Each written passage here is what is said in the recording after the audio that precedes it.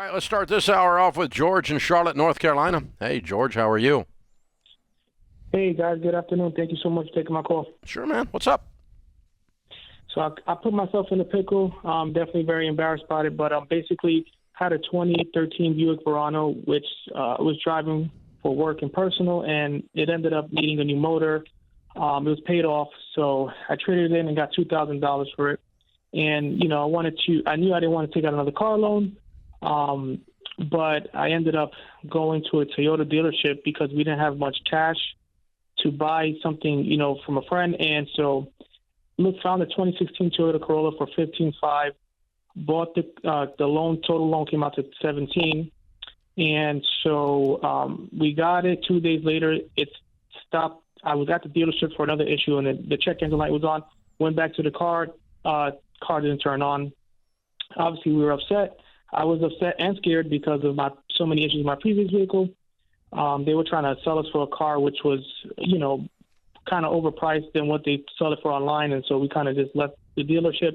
My friend told me that I can just cancel that loan and get a different car, and I foolishly went on the weekend to get a different car, much more expensive, 2020 Toyota Camry for $26K, and now I have two loans, and I'm in communication with the first Toyota dealership, but they have no legal obligation to let me out, and I'm just trying to see what the best solution is. How old are you? I'm 32. How do you... where'd you get the idea that your friend was not a brainless idiot? I mean, you don't call your friend and ask about a $15,000 loan. Your friend is not a lawyer or a judge. Is he an Alabama fan too? Ooh. I'm just kidding. That was a low dig. Oh my gosh, George.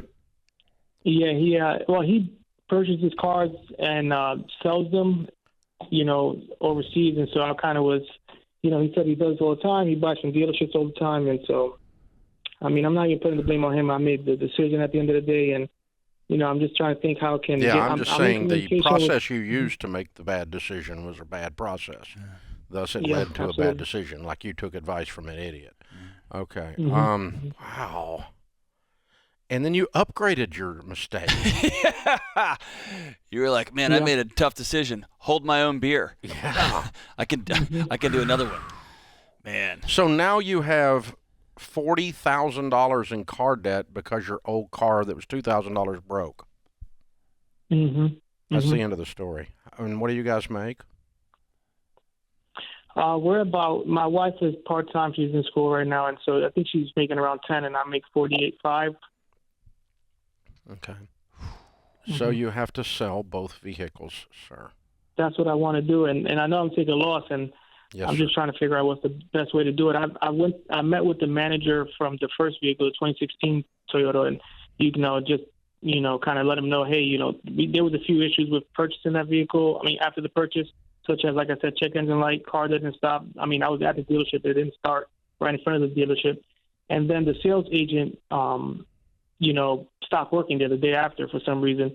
So, I mean, I feel like I have a few kind of grievances that I can bring to the table to try to get out of this thing, and I'm supposed to meet with the general manager to maybe this week sometime. What the GM's probably going to do is offer to fix the car, and they're going to do just enough to get that light off and say, go about your way, right? So and then you sell it, and then you sell the other one, and you right. get you a $2,000 car. Yeah. So with the he's not going to do it, 2020. Hey, listen. Sell the cars. Sell the cars. Absolutely. And I guess that's my question. Since they're both on a loan, like how would I? You're going to take a bath and you're going to sell your loan. And you're going to go from $40,000 of debt to $7,000 of debt. Yeah, you're going to have to run down to the credit union and borrow the difference and borrow the $2,000 to get your little beater car to get driving around. Or maybe you could put them up on Facebook Marketplace and sell them for exactly what you owe on them. You might get out of them for what you owe on them, but I doubt it. It sounds like you specialized in overpaying as well. So here's the thing, man. I'm sorry you've gone through this.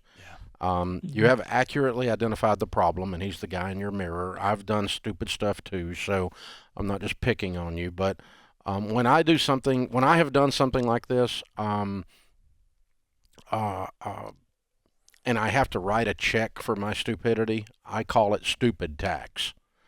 And so you're probably, whatever you're upside down on these cars, whatever amount you have to borrow to get rid of these 2 cars is the amount of your stupid tax, because you got very emotional and very frustrated first at the $2,000 car breaking, and then the one you just bought, you were pissed off and scared and felt inept and whatever else, and so then you go buy a $26,000 car because the check engine light goes on, and